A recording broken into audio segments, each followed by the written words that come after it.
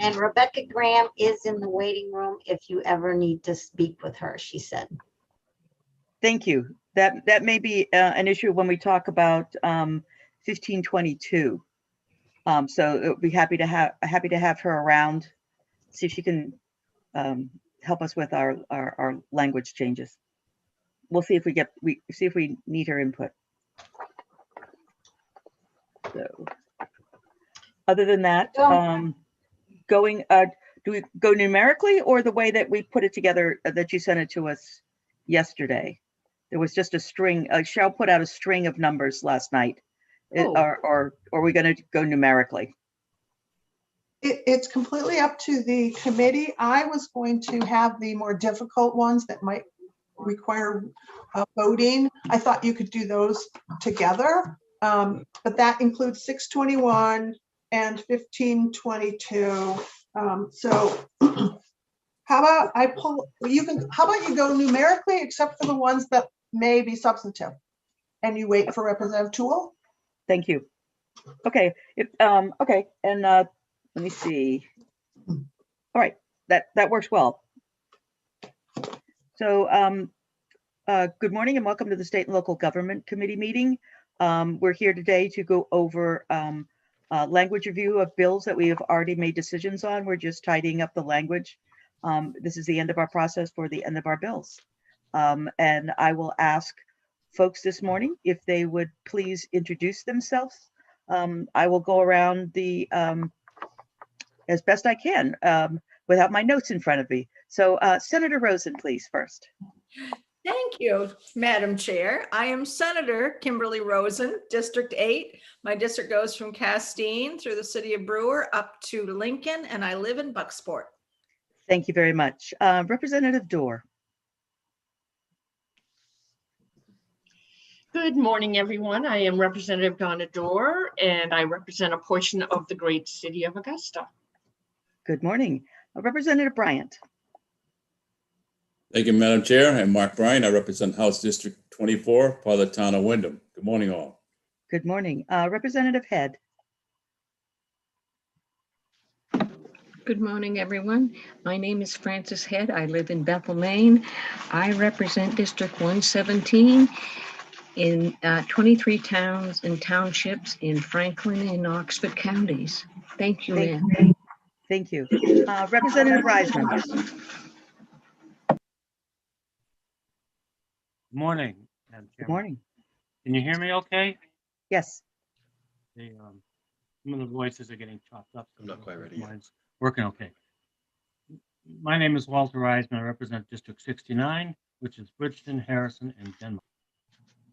Good morning. Representative Greenwood. Good morning and thank you, Madam Chair. My name is Randy Greenwood. I represent House District 82, which are the towns of Litchfield, Monmouth, and my hometown of Wales in both Androscoggin and Kennebec counties. Thank you. Representative Downs. Good morning, everyone. Thank you, Madam Chair. My name is Kathy Downs. I represent District 130, which is Bucksport and Orrington. Thank you. Good morning. And Representative Copeland. Thank you and good morning, Madam Chair. My name is Lynn Copeland, and I'm proud to represent the folks in House District 14, which is downtown and coastal Saco. Welcome. Thank you. So Lynn, we'll get started. A quick look, and the lowest number we have, we're going to go basically numerically, except for two that we're going to hold over till a little bit later or towards the end of the process when Representative Toole will be joining us. So we'll start off with LD 375. If you want to go for it. Yes, thank you, Madam Chair. So LD 375 has a minority report with Representative Copeland and Senator Baldacci. So I sent you all these materials either late yesterday or early this morning. Two of them have been amended based on comments from members of the committee, and this was one. I took out a provision that the minority report had not wanted in, which was a subsection. There were actually two subsection E's, so I took out the subsection about a proceeding. But this is a minority report to authorize the removal of the sheriff, by a complaint through the county commissioners to the governor. The minority report required certain information to be filed in the complaint. It required retention of county sheriff records and a process for suspension. But both Representative Copeland and Senator Baldacci have indicated with that one removal that they have approved this, and Representative Copeland is here, so she's nodding. Yes. So that's the first one. And Okay. As you know, with language reviews, they can go pretty quick. Certainly. So I know everyone's in favor of that. Okay. So should I just keep going? Please, ma'am. All right. I'm going to be a little slow with the share screen because, well, if I have to go quick, I'm not so good at that. So we are now doing LD 875. And this was an ought to pass as an amended and an ought not to pass. Where'd you go? Let me share the screen. This is the Act to protect taxpayers in the privatization of state services and to establish the State Procurement Committee. The amendment requested by the majority is to exclude quasi-independent state agencies. So that was a very simple amendment, and that is the language in front of you.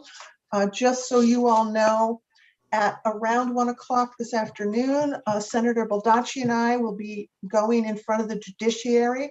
There are 5 Freedom of Access Act exceptions in this bill. And the Judiciary Committee has to have a public hearing and approve them for them to become effective. The 5 FOA exceptions in this bill are identical to the 5 that were in the bill in the 129th, which the judiciary did approve those exceptions. So I don't envision any problem with that. And as I said, 3 of them are time limited during the bidding process. Okay, thank you. Yes, I just wanted to comment that having a list of the what's the term actually, quasi-independent state entities is very interesting to go over. Maine Maritime Academy, who knew? So thank you very much. And no further questions, we can move along.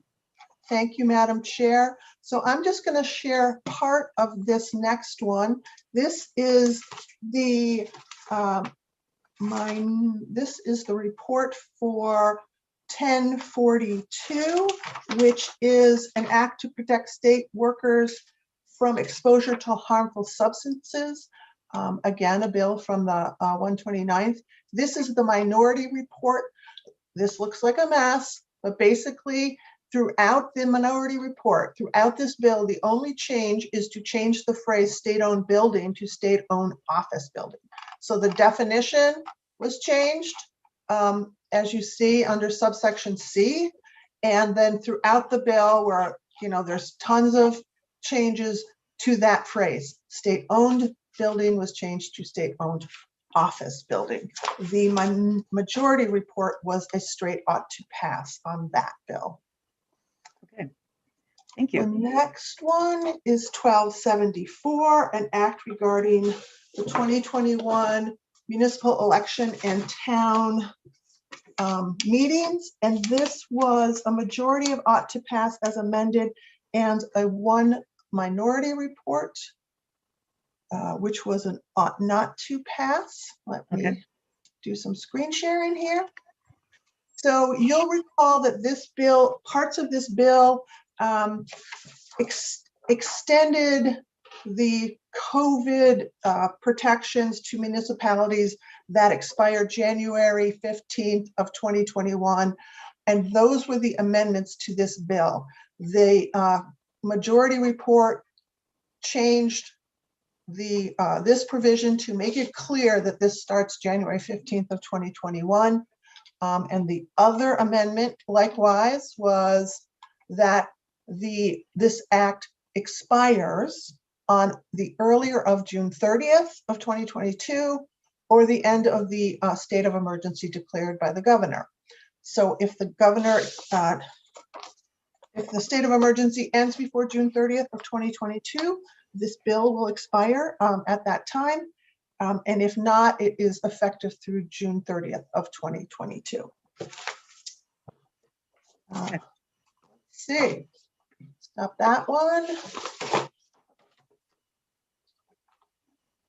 And now is 1366, which is an act to require a majority vote of the legislature of Maine to join a multi-state compact. And this is the minority report. The majority report was ought not to pass, and this is going to be fun to screen share because I scanned it on my home scanner, which is not very good. But the minority report added in an effective date, which you probably can't read, but the effective date is January 1st of 2022. So this bill was unchanged except for it only applies to multi-state compacts that are entered into, adopted, implemented, or joined after January 1st of 2022. Okay.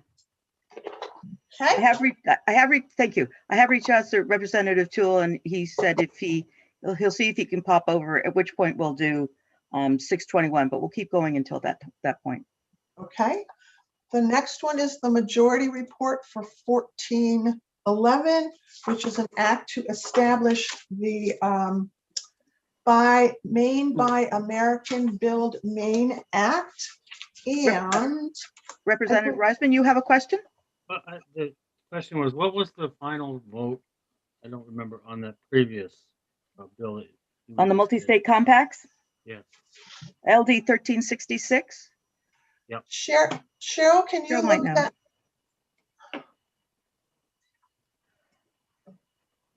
Cheryl, did you hear us? And now Representative Toole says his bill is up now. So it's I did. I'm okay. looking. Okay. So Representative Toole says his bill is up now, so he can't pop over. So we'll keep going and hope that he gets here before 621.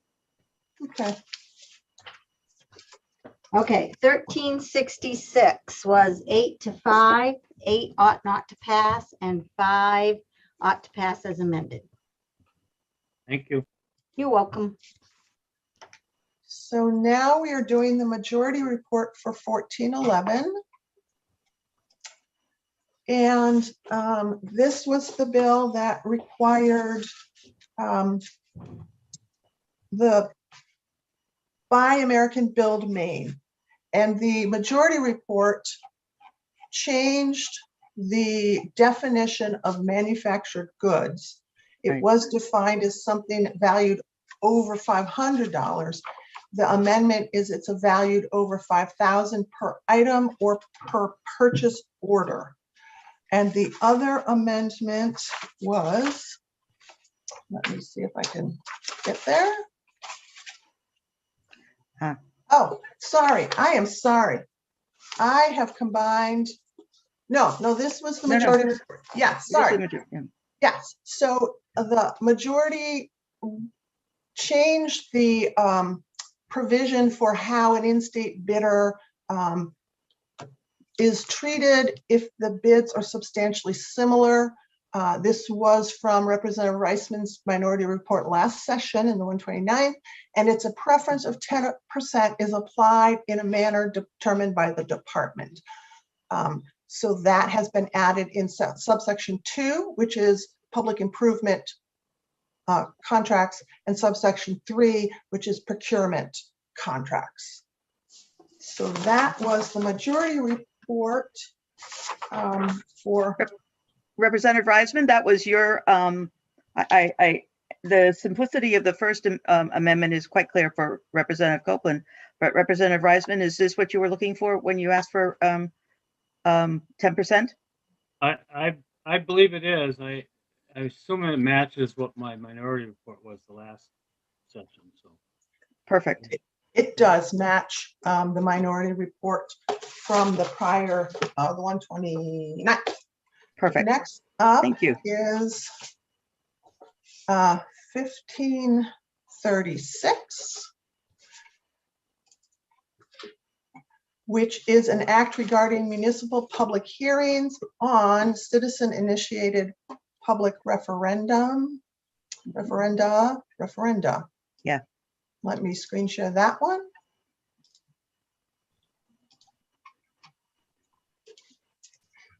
So this, the amendment was in the wording of this line, and it is adding in a provision that a public hearing on an article must be held in a manner that solicits and allows for a discussion on the merits of the article.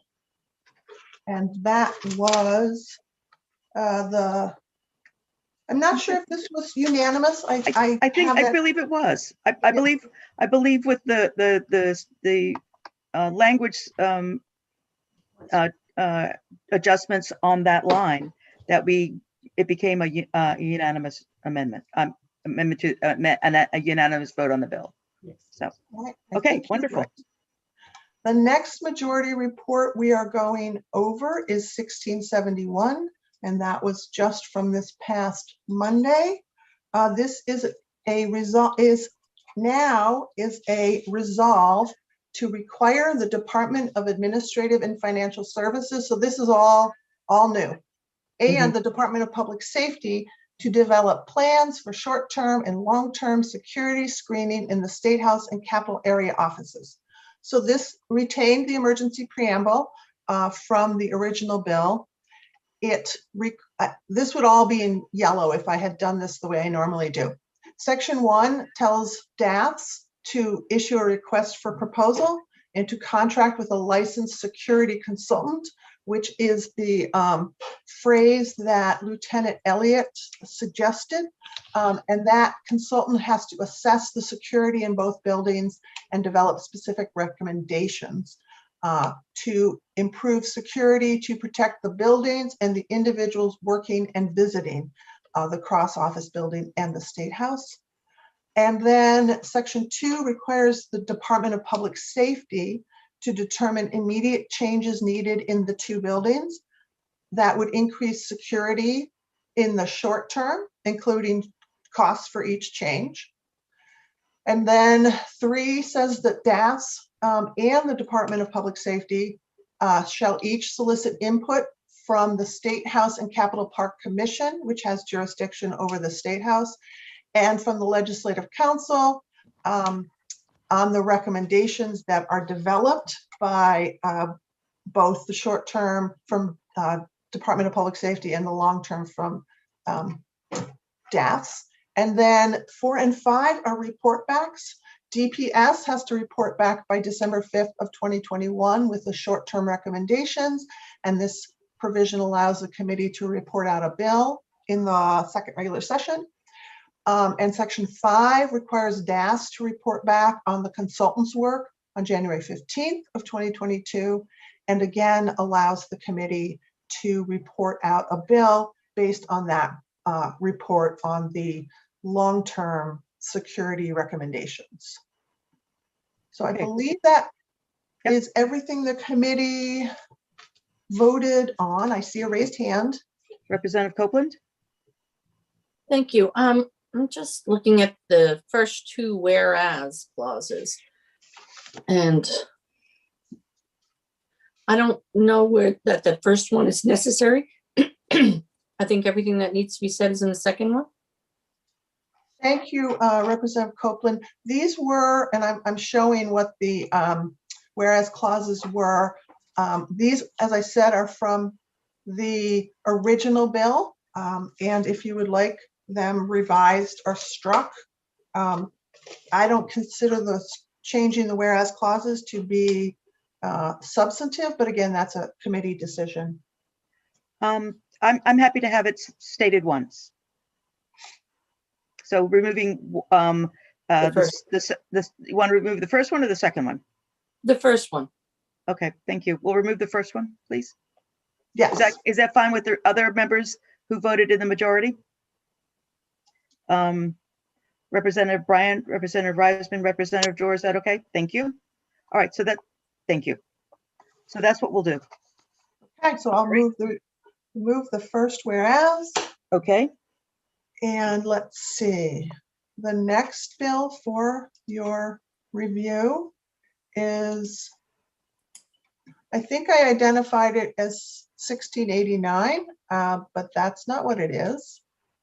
It's 1680, which again, you voted on, no, you didn't.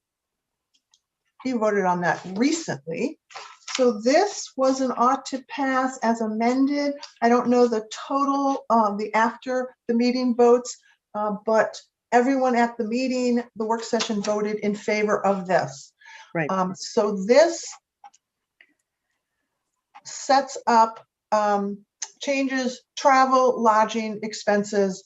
And at the work session, there was a request to change the meal allowance and the housing allowance to, as it says here, in an amount determined at the beginning of each first regular session by the Legislative Council for meals. The same for lodging, with the language that the lodging amount must be no less than the average nightly rate in Augusta or the federal per diem. And there was an addition that to receive the housing allowance, a legislator shall present a receipt to the executive director of the Legislative Council. So those are the additions that the committee requested at the work session. Thank you. Representative Greenwood, you had a question. Yes, thank you, Madam Chair. This was one of the ones that Representative Toole worked very diligently on, and I was wondering, since he's not here, do we have others that we can deal with until he's able to join us? We can come back to this when he's with us. Yeah, he worked very diligently on that, and I want to make sure he didn't miss it. So right, especially because we got to unanimous vote, which I think is appropriate. So yes, when he comes back, we'll bring it up again. Thank you. So the next one I'm going to share is LD 1522. This is the word changes to eliminate references to aldermen, selectmen, and overseers of the poor. I have consulted and shared this redraft with Maine Municipal Association, and but Rebecca is here to comment. So I'm going to say it. Epidemiological. Yeah, no. So the original bill that was brought to you made efforts to change, to gender neutralize aldermen, selectmen, remove overseers of the poor. And the way the revisor's office, the suggestion from the revisor's office was not going to work. And the MMA came up with a very thoughtful alternative. One was to change aldermen to alderperson, and the other was to change select men to select persons. I sent this to the revisor's office, and they contacted me and said that aldermen persons and select persons are not words, and that in legislation you generally do not make up words. The way they described it is a chairperson is a person who's been chaired. So an alderperson would be a person who's been aldered. Don't know what that means. And a select person is not a word. So I did check with, as I said, with MMA. So what I am suggesting to the committee is that you change the word select men to members of the select board, and that you leave aldermen in because neither MMA, revisors, or myself are able to come up with a phrase or a word that passes drafting manual requirements. So that is members of the alder. Yeah. No. So again, so the yellow is indicating that you're going to leave in aldermen. And you're going to replace selectmen with member of the select board. And again, I did share this with Rebecca, and she is here. I'm sure, hopefully she'll say, yes, Lynn, that is what MMA agrees, that member of the select board accurately reflects selectmen. Okay. So if you all consider this substantive change, which I do not, because it's pretty much a technical bill, then you would want to reconsider and revote. If you consider this just a technical change, which I do, then you just say, yes, that works for us. I consider it a technical change. It's just words. It's not the substance of it is not to alter anything except the way that things may be printed on doors in the future. But yeah, I'm fine with it just being a technical change, and I'm seeing a lot of nodding heads here also. So thank you very much, and thank you to Ms. Graham from MMA. We appreciate your input and finding a graceful way for us to accomplish some of these changes. Appreciate that. So next up, I'm going to start talking slowly, because after this one are the two for Representative Toole. So the Good. next one is 1723, which is the winter maintenance of private roads in the town of Wyndham. And before I screen share, I'll let you know that I shared this draft with the attorneys, Kristen, I'm spacing her last name, and Andrew Cashman, and they did ask me, thank you, for to convey one comment. And then Representative Bryant has seen it, and I believe he's shared it with the local town officials so that he may have comments from them. What you asked, and then I will screen share it, is that there be an emergency preamble added, which I have done. And I hope it adequately conveys why this is an emergency situation. I did not add a mandate preamble because I'm not sure that that was discussed, but this is a mandate because it's directing the town of Wyndham to do something, and there will be costs involved. So I should have sent out a draft with a mandate preamble and an emergency preamble. The other change that the committee requested, and I think I'll screen share now, is that it be clearly stated that authorizing this ongoing winter maintenance was for a public purpose. And so I've added in the section about the winter maintenance. It's for the purpose of ensuring the health and safety of the residents of the town of Wyndham. And I think that captures two very strong reasons. Health and safety are strong reasons for a town to be doing something. The other provision that was requested is that the town of Wyndham report back to the committee on how they are doing resolving this issue. And there was specific information requested. So it would be a detailed description of their progress to conform the use of public funds to plow private ways with applicable constitutional and statutory laws, an assessment by the fire rescue chief regarding the use of public vehicles on these private roads for fire and safety protection, an assessment by the chief of police regarding public vehicles on private roads in the town for police protection. And this provision allows the committee to report out a bill. In the draft I sent to you previously, I did not include this orange part, which I have added in, which is directing the Department of Environmental Protection to assess whether winter maintenance by the town of Wyndham of these designated private ways has an environmental impact on the surrounding water bodies. And when you say something like environmental impact, that means positive, negative, neutral, and that the department shall report back to this committee on the findings of that analysis, and that the committee may report out a bill based on that report. The committee asked that this have a repeal date, which I have included as June 30th of 2022.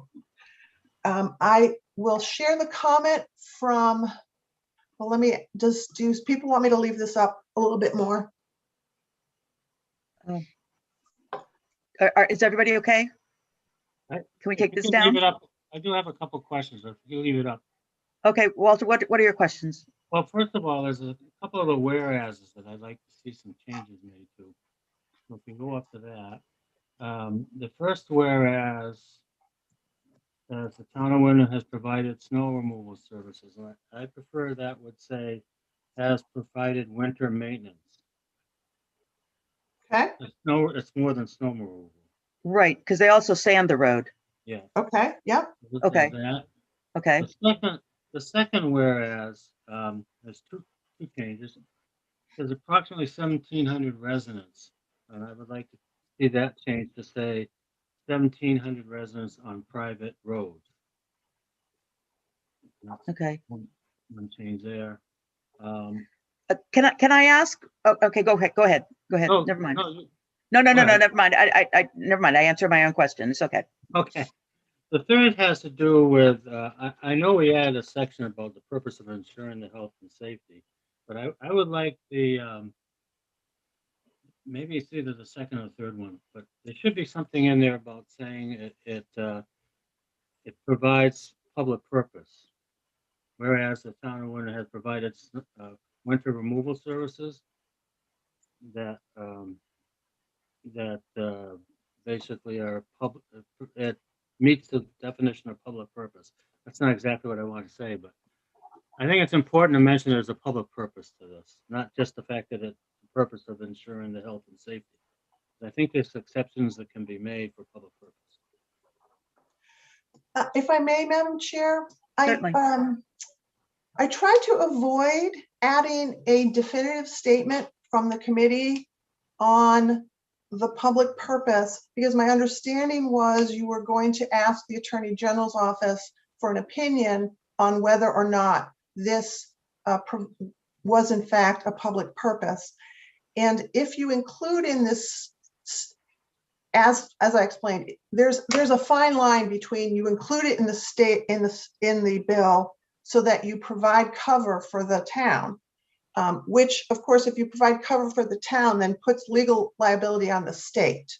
So I tried to walk that fine line of, and that was one of the comments that the town attorneys had, which was the legal liability coverage from the state to the town. They want that to go on indefinitely. This bill only limits it to till June 30th, at which point you can extend it. So I guess I would ask, is everyone on the committee in favor of a definitive statement that this maintenance serves a public purpose? Representative Bryant. I would caution that. I think we had that discussion and we purposely left it out. And I think it would complicate it. Representative Greenwood. Yeah, thank you. I tried to catch it a little earlier before the conversation, but with the screen sharing, I can't find my raise hand button. I'd like to talk about the mandate that was mentioned. I'm fine with an emergency preamble. I'm not okay with a mandate. So we need to make sure that this is not a mandate, that this is voluntary, something they've asked us to do. Right. And how do we do that? Is it because it's a special law? Is it a mandate? A law that's at the request of the municipality? Can that be a mandate, Lynn? It still is a mandate. The Constitution applies to the private and special laws. Okay. And this has the town of Wyndham shall enact an ordinance, shall develop a roster. The easy way to get around a mandate is to change it all to the town of Wyndham may enact an ordinance, the town of Wyndham may develop a roster. And if they don't, you will all hear about that when they report back. So that's an easy fix. Okay. Sounds good. And welcome to the committee this morning, Representative Toole. We are talking about Representative Bryant's bill, LD 23 at this point. Thank you, Madam Chair. been Are there, running, excuse me, go ahead. I've been running between two committees and I just popped in. So, no, I definitely think that walking that fine line between the public purpose is a good thing, that we should stick with that. And if changing it to May is what's going to get it through the chute, so to speak, then I guess we probably got to do that too. Okay, so I think Representative Greenwood is correct. If we make it may rather than shall, we'll avoid the mandate. And I also agree with Representative Bryant that we shouldn't be overly restrictive in the term. I don't think we should be adopting a term that the Attorney General hasn't passed judgment on. So I think I'd like to steer clear of that term also at this point. Are there any other concerns about this amendment? Representative Bryant? Yeah, thank you. And just with Len, how does that change? How does May change the liability clause that you're thinking of with the town and the state? So if they choose to do it. let me find the liability clause. I did look at that already, and I concluded that the liability, the immunity would still be there.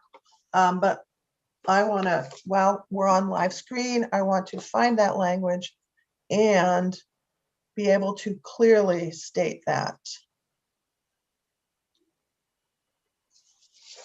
And I always have trouble finding it. I apologize.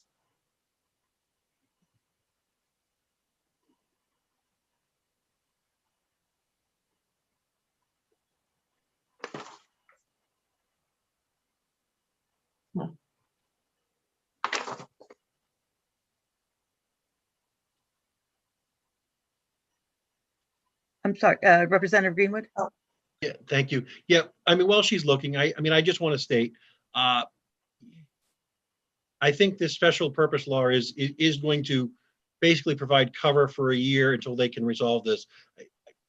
Again, I don't know that they're going to resolve it within a year.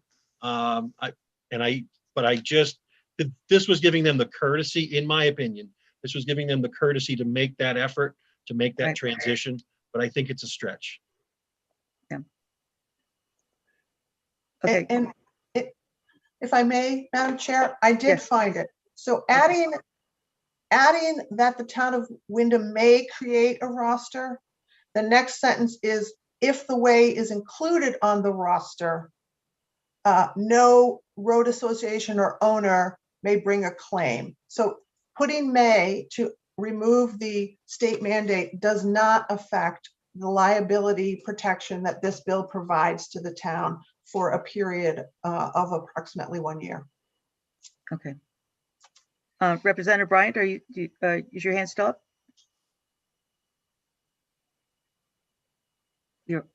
Can I? Sorry, I have a meeting. Oops, okay. Is your hand still up or no?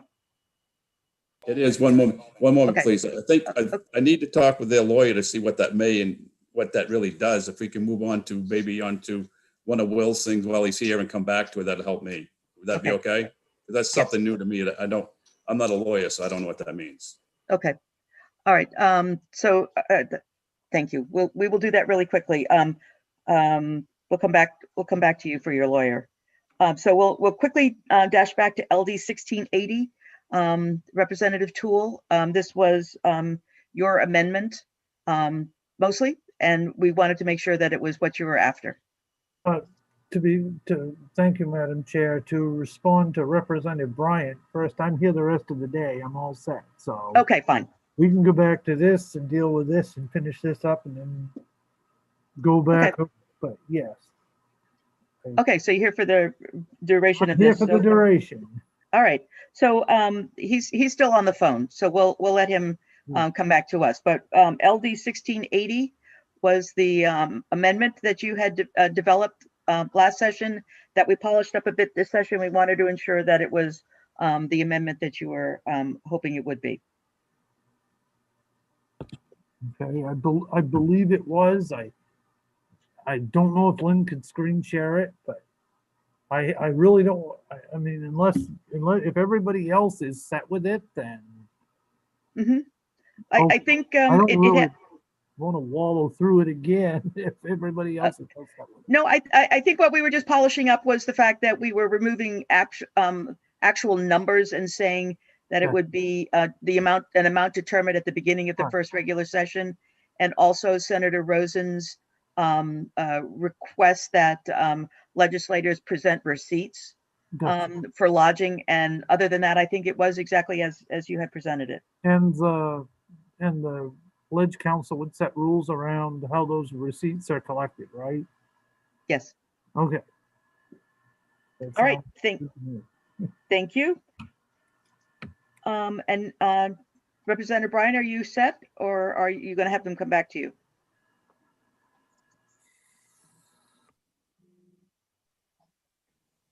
Andy Cashman is checking on it right now, and it's going to get back to me, see if what difference that makes. To me, not being a lawyer, I'm not sure. I want to do everything we can to make it go through, but I just want to make sure that side has had a chance to know that. Which we tried to get everything done before, but this is kind of new, and I'm not being a lawyer, so not being a lawyer, I want to make sure that it's a yes, because it could be nothing, could be big, and Right.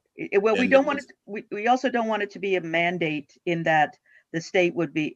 It would be a fiscal note attached to it for something that the town of Wyndham should be taking up on their own. So, both ways. yeah. So that's where I'm at. In fairness, I need a window to do that because it's different to me than what we had agreed on, and we want to get a unanimous report that we had. Okay. So we'll wait a couple of minutes and we'll move on to Franklin County. I'd LD say move on to 621. Franklin anyway. Move on Pardon to the me? other things if you want. My suggestion is move on to anything you can, and then Yep. we'll, at the very end, we'll see if I think I'll have an answer by that time. Okay. So the next up is Franklin County. We saved the best for last. So we'll discuss this one, Lynn, if you could bring this up so we can see whether the amendment is what we were looking for. Yes, thank you, Madam Chair. Before I share, I just want to let you know that, as I think I indicated in my email, and you may have noticed, that the bill accomplishes the goals that the committee laid out in a different manner than was proposed. And I'll walk you through it and why I'm suggesting this. I did just speak with Representative Landry this morning and walked him through it, and he is absolutely fine with it. I also shared this with the Secretary of State's office, and their only comment was they don't think this needs a mandate preamble because they're going to be able to take the cost and add the referendum question to the Franklin County ballot. Okay.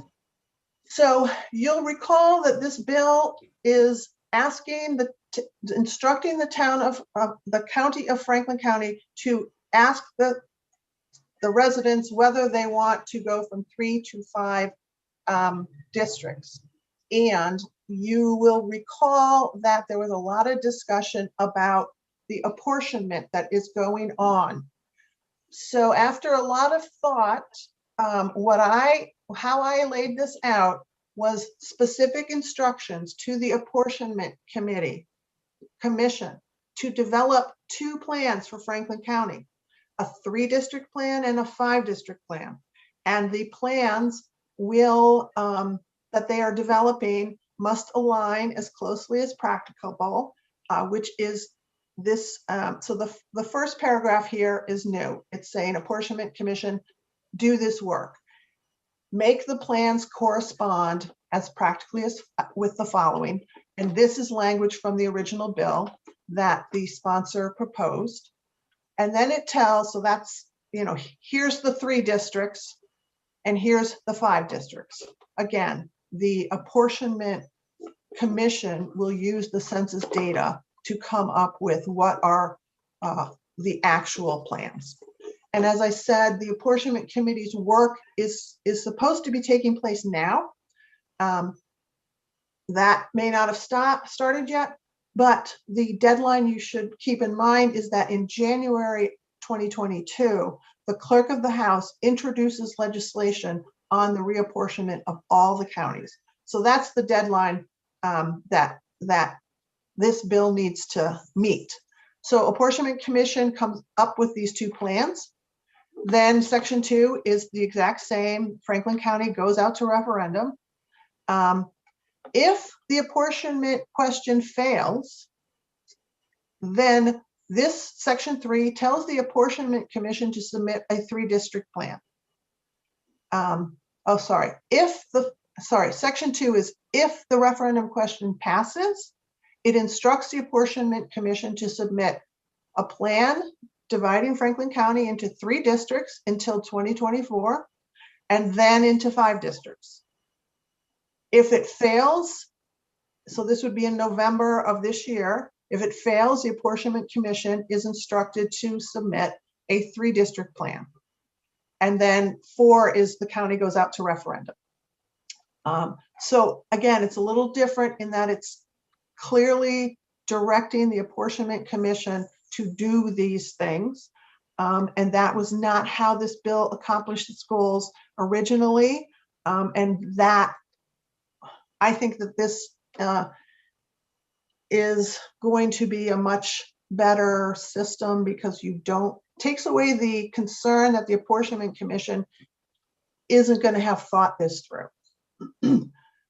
Before I take questions, I want to tell you the one thing that the Secretary of State commented on, and we did not discuss this, is how many votes are needed to pass. The Secretary of State, so this bill says 50% of the total number of votes cast in the gubernatorial election. According to the Secretary of State's office, the total number of votes in the gubernatorial election is almost double the total number of people that come out to vote in a non-gubernatorial election. So this 50% number, the referendum is going to fail because there's not going to even be enough people who go out to vote. And I've looked at other bills that have these referendum questions, and what they say is the question must be approved by a majority of the legal voters cast ballots at the general election, and there's none of this is in there. So it's just a majority vote of the people who show up in November 2021. So I hope I explained that accurately, that basically the language I've highlighted, the referendum is going to fail because there's not enough voters. I'm sorry, say that again. So the Secretary of State is requiring that it be 50% of the total votes cast in the gubernatorial election, or No. traditionally it's been a majority of people voting on such a question? So this language that I've highlighted is one of the common provisions in referendum questions. It is not, so this is kind of an automatic cut and paste from the reviser's office, right? Okay, yes. Not all referendum questions have that highlighted language. Some do, some don't. So I think this was put in as this is standard, this is one of the standard language provisions on referendums. Stuck it in there. I didn't know about the numbers. The Secretary of State said, oh, by the way, do you realize that this provision is, you're not going to have enough voters in November to meet that criteria. And I will say that another standard provision for referendums is that language isn't there. It's just that the question must be approved by a majority of the legal voters casting ballots at the general election. Okay, and stop there. And stop there. Okay. I see Representative Toole has his hand up. Okay. Representative Toole? Thank you, Madam Chair. I don't believe, I don't want to go out on a limb, but if the sponsor's here, I don't believe it was his intent to effectively have a super majority vote on this. I think it's simply, generally, folks would want to have it be a majority of those who vote in that election when the referendum is held. I mean, it's 50% plus one vote. And that would be my understanding, but maybe the sponsor, if he's here, he could shed more light on that, but certainly that needs to be changed. I guess we would probably want to reconsider it. Is Representative Landry with us this morning? Representative Landry is unable to come. I did speak with him this morning, and he did say he would be unable to attend, but I did go through all of this with him, and he was fine with it's just a majority, 50 plus one. Okay. Just a So majority. removing the second half of that sentence. Yes. Okay, thank you. Representative Greenwood. Yeah, this was voted on quite some time ago. Can you refresh us where the committee was, what the split was? Because I don't believe it was unanimous. No, I don't believe so, but go ahead. It was not unanimous. However, there were 3 members absent at the time that I recorded the vote. So I'm not sure if Cheryl can pull the numbers for LD 621, the final vote. It was split, ought to pass as amended, ought not to pass. Right, there were, let's see, 1 ought not to pass and 1 absent. So there were 11 ought to pass as amended. Okay, thank you. All right, so this is something that probably should be, we should probably take it back, revote it with the appropriate languages, because this is a dramatic difference. This is not just a technical change for this issue. So taking it back, yes, Representative Greenwood? Yeah, can you recall your reference to me, this is a mandate because you're instructing them to have an election. So this is going to need a mandate preamble, correct? Thank you, Representative Greenwood. There was a mandate preamble in it because it does instruct the county to do something. A mandate preamble for OFPR to say this is likely to be a mandate, it has to instruct a county to do something, plus it has to cost them money. What the Secretary of State is saying is, we're going to put it on the ballot. It's not going to cost them money. So they're saying you don't need the mandate preamble. However, just because the Secretary of State says it doesn't mean that OFPR is going to agree. So I would suggest you leave in the mandate preamble so you don't have to go back over this if OFPR identifies it as a mandate. Representative Greenwood? Thank you, Madam Chair. Yeah, I mean, this is definitely, I don't know how you can not say this is a mandate. This is instructing somebody to do something that they've had the power to do but chose not to do. So now you're making them do it. Yep. So irrespective of cost. Irrespective of cost. Right. Okay, so we need to take this back. 11 of us voted ought to pass as amended. So if I can get a motion and a second to I guess reconsider this bill.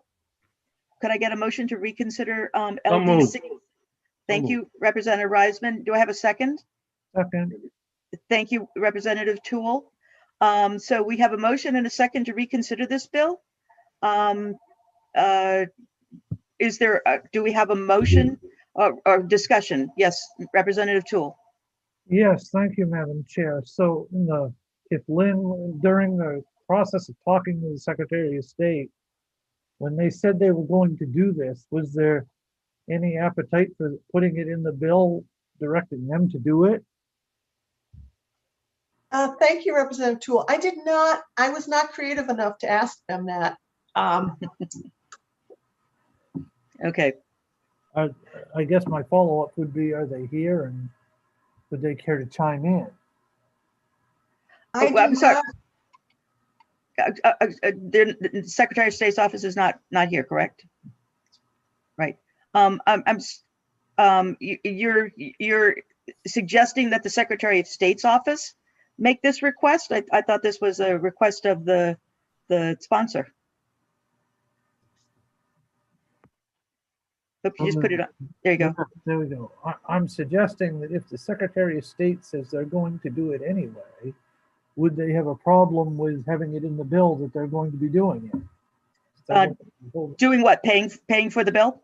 Paying Yeah. for the, including the cost of the referendum Yeah, in the election? yeah. I guess I'm a little unclear what they say they're going to be doing, but if they don't see it as an issue, my question is, would they have an issue with us putting into the bill that they're going to be taking the lead on? Well, we're retaining the mandate language. So Okay. that there is that part of it. Okay. Gotcha. Right, we're going to retain the mandate because even though the Secretary of State's office says that they will pick up the cost and it shouldn't cost anything, Representative Greenwood is correct that we are telling them to do something. So in some respects a technical mandate rather than a financial mandate. I got you. Thanks. Okay. Yep. Okay. Are there any other thoughts with regard to how this bill is now being structured? There being none, Cheryl, if you could call the roll on this new revision to LD 621. Lynn, you have a concern? I do. I think you need to vote on the reconsideration before you make a motion. Oh, we didn't vote, did we? No, no. Okay, my apologies. Okay, so we're voting on the reconsideration. Show of hands, those who would like to reconsider this bill. Okay, so that is, and Representative Greenwood is a no? Thank you. All right, so it's 1, 2, 3, 4, 5, 6, 7, 8, 9, 9 and 1. All right. So, and now we need a motion on the floor with regard to this bill, the revised 621. Do I have a motion for 621? So moved. Thank you, Representative Reisman, and seconded by Representative Dorr. Are there any other questions with regard to the new language that is being put forward for LD 621? Representative Greenwood. No, it's not a question. It's just a general statement. I'll still be voting no as I did on the original because I don't believe the state should be directing this.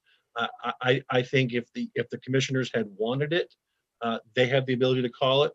If the citizens want it, they have the ability to call it through a petition process. But I don't think the state should mandate this, and that's why I'm voting against it. Okay, thank you very much. Representative Toole? Thank you, Madam Chair. I guess the petition process, do the counties have, is there a petition process for the counties that perhaps Lynn could answer that? Whether there is or isn't for citizens. Franklin County? Or not just Franklin County, but any county, but Franklin specifically. I do not know the answer to that, Representative Toole. Because if there's not, I'll give you a heads up, there's going to be a bill for one. Right. I I'm trying to imagine why they wouldn't have gone that direction first. But I don't know if there was the petition process available. I'm not sure. So we're going to, are there further questions or comments with regard to this? There being none, Cheryl, I will ask you to call the roll with regard to Franklin County. LD 621 ought to pass as amended. Senator Joseph Baldacci, absent. Senator Kimberly Rosen. Yes. Senator Kimberly Rosen, yes. Senator Ned Claxton, absent. Representative Ann Matlack. Yes. Representative Ann Matlack, yes. Representative William Toole. Problems with my buttons today, yes. Representative William Toole, yes. Representative Mark Bryant. Yes. Representative Mark Bryant, yes. Representative Randall Greenwood. No. Representative Randall Greenwood, no. Representative Sean Paulus, absent. Representative Francis Head. Yes. Representative Francis Head, yes. Representative Donna Dorr. Yes. Representative Donna Dorr, yes. Representative Walter Reisman. Yes. Representative Walter Reisman, yes. Representative Kathy Downs. Yes. Representative Kathy Downs, yes. Representative Lynn Copeland. Yes. Representative Lynn Copeland, yes. 9 yes, 1 no, 3 absent. And Representative Greenwood? Still ought not to pass. Thank you, sir. Thank you very much. I appreciate all your hard work, Lynn, in crafting a bill that will is much cleaner and clearer for everyone. So now, Representative Bryant, have you received word, Representative Copeland? I was just curious if Senator George Rosen wanted to weigh in on it. Yes, okay. Yes. Oh my He did. gosh, it's so cute. He loves his mummy. Yes. Oh my gosh. Thank you. So Representative Bryant, Okay, have you on the- received word back? Yeah, I think we want a unanimous report, and we want to put the May in there. The only question I have is on the whereas of the winter maintenance, where we changed it. Is that going to mean something more than just sanding and plowing? And if it isn't, then we're okay with that too. And Lynn, are you all right with that? Yes, thank you, Representative Bryant. Winter maintenance is defined later in the bill as snow removal, surface treatment, including sanding and salting. So I think that winter maintenance in the whereas will tie to that, and it will be as you wish it to be. And so what do we have? Can you run down what we now have for preamble on there? What has changed down through on the revised look? Thank you, Representative. So the first change that was requested was in this first whereas, it's instead of saying snow removal, it will say winter maintenance. The second whereas would be adding the phrase on private roads to indicate that the maintenance was, and actually I will change snow removal here and snow removal here to read winter maintenance. And so the other change was to add in on private roads. And then the last one was to make the shalls on the town into mays on the town. I believe that's all. And so now there's no mandate on there? Correct. That's correct. There would not need to be a mandate. Excellent. And is this all technical and we have to revote on it? Everything fine? So the snow removal to winter maintenance is technical. I think the shall to the may is substantive because you're removing a mandate. Okay. Therefore, we need to reconsider this bill. I'll move we reconsider 1723. Thank you, Second. sir. Thank you, Representative. We are reconsidering this bill. May I have a show of hands in favor of reconsidering this bill? That is unanimous. Thank you very much. May I have a motion on LD 621, Representative Bryant? Thank you, Madam Chair. I move we ought to pass. Point of as- order. Certainly, is that because he's the sponsor of the bill? No? No, you referenced the wrong bill. Oh, I'm sorry, I did. It goes to 1723. Thank you, Representative Greenwood. That's good call. I move on LD 1723 that we move ought to pass as amended. Thank you. Representative Dorr seconds that motion. Do we have any further discussion of this bill this morning? There being none, Cheryl, if you could call the roll, please. Yes, LD 1723 ought to pass as amended. Senator Joseph Baldacci, absent. Senator Kimberly Rosen. Yes. Senator Kimberly Rosen, yes. Senator Ned Claxton, absent. Representative Ann Matlack, Yes. Representative Ann Matlack, yes. Representative William Tool, Yes. Representative William Tool, yes. Representative Mark Bryant, Yes. Representative Mark Bryant, yes. Representative Randall Greenwood, Yes. Representative Randall Greenwood, yes. Representative Sean Paulus. Oh, absent. Representative Francis Head, Yes. Representative Francis Head, yes. Representative Donna Dorr, Yes. Representative Donna Dorr, yes. Representative Walter Reisman, Yes. Representative Walter Reisman, yes. Representative Kathy Downs, Yes. Representative Kathy Downs, yes. Representative Lynn Copeland, Yes. Representative Lynn Copeland, yes. 10 yes, 3 absent. Thank you very much. Yeah. Thank you. Now, is this going to come back for another review, language review? Lynn? It does not unless you ask for it. I just want to make sure everybody here is comfortable with that up front while we're all on one page. Mm-hmm. So it's important we kind of move it through, but I didn't want to do it without at least everybody knowing that's the request that I would do if we could. I think we've been over this one pretty thoroughly, and we Hmm. know where they should be changed. If you wanted to send it around, Lynn, but otherwise, I think I'm fine with the way that it will be amended. It would be good to send it around anyway when it's done, but Okay. I just want to, we move it through. Thank you. Thank you all. Oh, you're most welcome.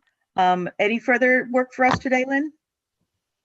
Unless the committee wants to go through the fiscal notes that I sent Oh, as a that's right, the group, fiscal notes. Yes, would you like me to share those and just briefly go Please. through them? please, if you could, we might as well finish our work.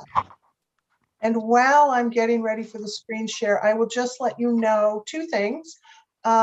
First is that as I get more fiscal notes for the bills that are still being processed, I'm assuming you would all like to see them. So I will Certainly. send them along. And if you have questions, you can ask.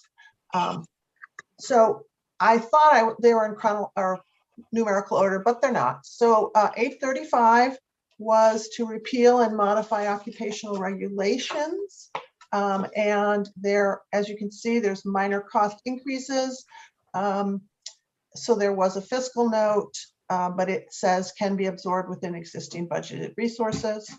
817, which was the COVID Review Commission, gave a cost for the commission at $6,625. And as you know, I believe that it says the additional costs to DHHS will be minor and can be absorbed within resources. So this bill will be going to the special study table. But this bill did see, you'll see federal expenditures fund. That was the committee's request that it be paid for out of the federal funds for COVID. And this is just the allocation and appropriation showing that it will be coming from the federal expenditures fund. Of course, that is subject to this being deemed to be an appropriate use of the federal funds, which we can't know until someone applies for the funds. 980, I believe I have 2, there were 2, well, let me just see. This is to balance the governor's emergency powers, and there was a fiscal note that because of the 2/3 vote, let's see, I didn't read all these ahead of time, or whether or not there are sufficient funds to cover the cost of holding a special session. So that's we don't know, but if it happens, there might be a cost. So that's what 980 says. And then there were 2 minority reports. So this is the other minority report with the exact same fiscal note. If there's a special session, it may cost money. Then we have 1065, which is the bill to clarify the qualifications and oversight of the sheriffs. So this is not the one we just talked about. And this is saying additional costs to the Department of Public Safety can be absorbed within existing resources. 347, which is another resolve to create a commission to study the legislature. They have a projected cost of $4,750 in the first, in 21-22, and it just indicates that the current allocation for total is 10,000, and then 21,000 moving forward. So that just tells you how much the study is estimated to cost. The memorial to the victims of COVID-19, I actually will let you know that it's going to be now an act to authorize a monument because of a revisor's office comment on wording, not a significant change. I didn't include that because that was a conversation I had last night and I completely forgot. But it just tells you that the annual budget for the State House and Capitol Park Commission is over 67,000, and it does not indicate whether the costs can be absorbed or not, primarily because the actual monument memorial has not been designed. Okay. The next one is 1669. And this hold on. is, I think Representative Copeland may have a question about the memorial / monument. Representative yes, Copeland? Yes, thank you, Madam Chair. I'm wondering why is there a requirement for it to be a monument, not a not a memorial. memorial? So a memorial, so this is something honoring victims and first responders. A memorial is to dead people. The first responders are not necessarily dead. So the revisor's office thought, originally this bill came to you to authorize a monument. And then it was changed to authorize a memorial because it was going to be artistic. So memorial and monument are very close. Monument can mean a lot of different things, whereas memorial is tied to whether the individuals are alive or dead. And because this is honoring people that are still alive, the revisor's office has suggested that that word be changed so that it's clear. But that still allows for artistic. Absolutely, yes, absolutely. And I will say that I had a lengthy discussion with the revisor's office about the difference between memorial and monument. We looked in the dictionaries, we did a lot of work, but thank you for that question, Representative Copeland. And thank you for your work. It's fun sometimes to talk about words, sometimes. Yeah. LD 1669 is the proposed amendment to the Constitution to limit the legislature's actions in response to public people's initiatives. And this is a fiscal note, but it basically says a referendum question. There may be costs if there is not enough space on the current ballot. Okay. And that is all of them. And as I said, I will be sharing the fiscal notes as they come in, unless you would like me to otherwise, but you're not scheduled for any more meetings next week. And I just want to, I'm not sure of the status of the briefing on Friday. I have not heard back. I got a note while we were sitting here from Anya Trundy that seems to indicate we will not. Okay. She said she had spoken with MSEA yesterday and about the timing of such a discussion, and that let me see, the two of us are trying to come to an agreement around an alternative to appearing before the SLG on Friday, in which case MSEA will request that Friday be canceled. So as far as I'm of the understanding that probably it will be canceled because it's a bad time for Department of Administrative and Financial Services to make preparations for something in such a short term. And I will remember this and request it early when we come back in January. Okay, thank you very much. Representative Reisman. Thank you, Madam Chair. I'm wondering if there's a list that we can see that shows all the different studies and other reports to us that are coming up in the next year. We need to be aware of. Thank Do you. we keep a running list someplace? I keep a running list of the reports that are due to this committee. And in fact, I keep track of the ones that have never been given to you. As far as the studies, we do not, because those have not yet gone through the process. I can, after this, as I say, run the study table. If you would like, I can send an email out that lets the committee know those studies that you voted in favor of and whether or not they are going to occur. Perfect. Great. And there are regular reports that come to the state and local government, and there are a couple of others that are coming this way. The one we had talked about for Friday was Maine State employees had worked with DAS with regard to a compensation study. And while part of it is done, other parts are not.